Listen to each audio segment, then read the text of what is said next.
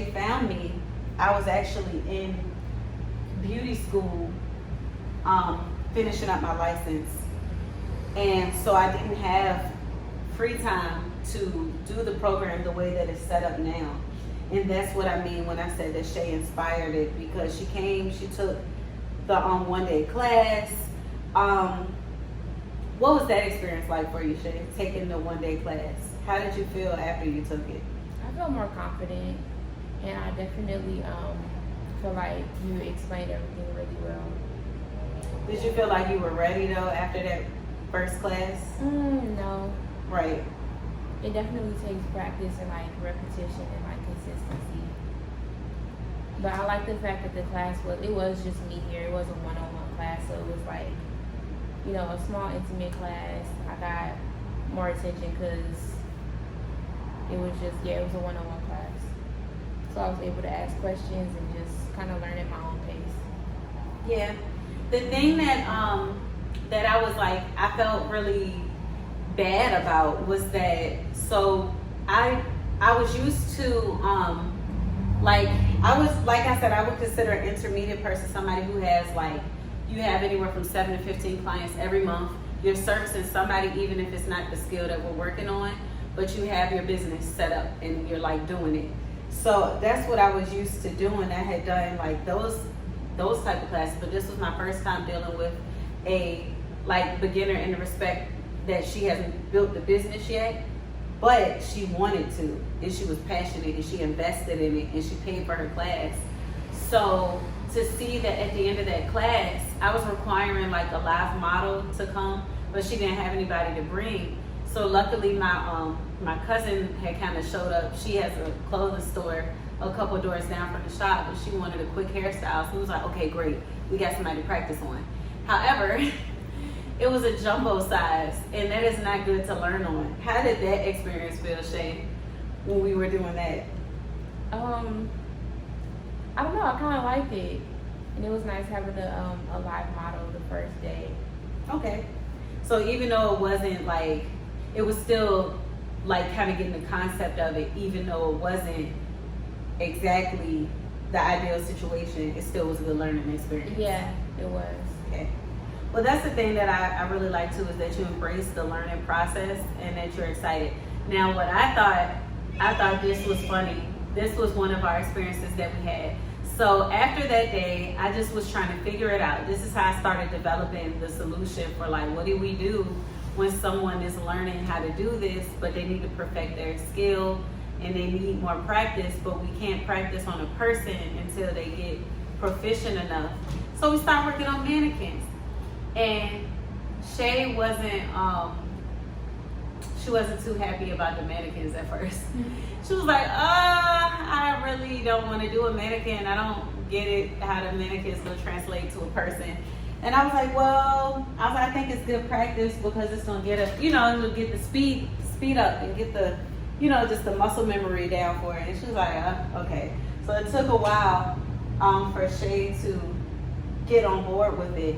But the process was funny. There was one day that Shae brought a live model from work, and I was like, oh, okay. And she told me that she had booked them, but mind you, I was only available in the evenings because I was in school all day. So this is the evening after I got out of class, and I had a client too that day, but she brought someone from work to work on. This was her first person since the class, and since doing maybe one mannequin. She did one mannequin, and I was just like, I'm just really ready to work on a person. I was like, okay. How long did it take, Shae? We was up here all night. I literally came. What time did I come? I felt like it was like maybe 6 in the evening. It was maybe 5 or 6. Something yeah, like that, 6. We didn't get out of here the next day until like 6 a.m. I was like, oh my God. Yeah. That was funny. I ended up grabbing a cover and just taking a nap. Yes, she fell asleep. Yeah, and Shae asked me, she was like, can you help me braid down? I was like, help me braid down? No, ma'am. She was like, for time's sake, can you help me braid down? I was like, oh no, this is your project. I was like, no, ma'am. I was like, I told you work on a mannequin to get the time down until you was ready. I think that was still a good experience though, to just dive in like that and see what it feels like.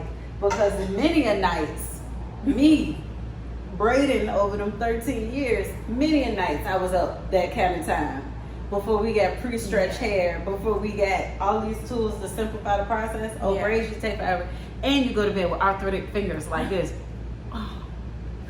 needing the Epsom salt. So I think that was a good experience for her to have, but I don't want anybody else to do that. I don't want anybody else to experience that, because that's a way to find out if you really want to do this or not after one of those days. But what happened after that, Shae? What did you say after that day? I don't know. I was still really iffy about working on the mannequins, solely because like the mannequin hands are just awkward. Like it's not the same as like a real scalp, but I'm glad that I did get that experience because it showed me that I do have to like practice more and be consistent. Yeah, and Shae said, she was like, okay, I definitely see why you said do the mannequins. Yeah. And I'm going to do my mannequins. That's what she said after that day. But I think that was a good experience for her. And I think that was a good part of the learning process. Like Shae said, and really I feel like if you could slay a mannequin, then you could slay anything. Now, there's only one thing, because the hair is so different on a mannequin and the scalp is like a plastic tight scalp. Yeah. It's kind of, the tension level is different. Yeah. So like you have to pull a little harder to get your mannequin to lay right. But on a person, pulling a little harder could be uncomfortable for the person. So it's like a little learning curve there with transitioning from a mannequin to a person, but definitely it helps to get the speed down. But I think it's like just a combination. You just got to do it, and the more you do it, the better you get. So I think a combination of working on people and mannequins is helpful. Yeah. But so what did you like about the program? Although we were kind of piecing it together as we went along because it was designed for you.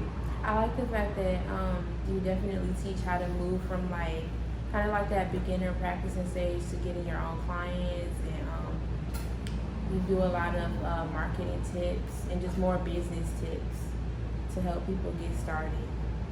Did you feel like did the marketing tools help you to present yourself to people? Yeah, for sure.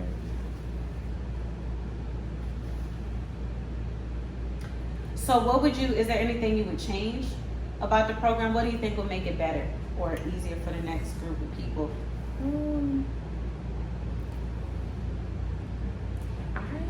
I can't say that there's anything I would change for real. Because I feel like the system was like, it was really good the way it was set up. She thinks. Yeah. Like there wasn't anything that I felt was wrong with it at all.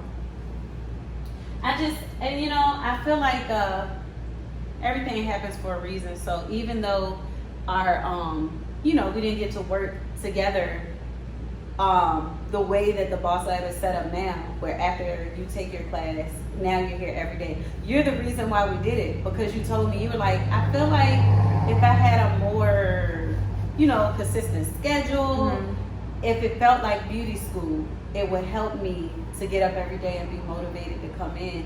But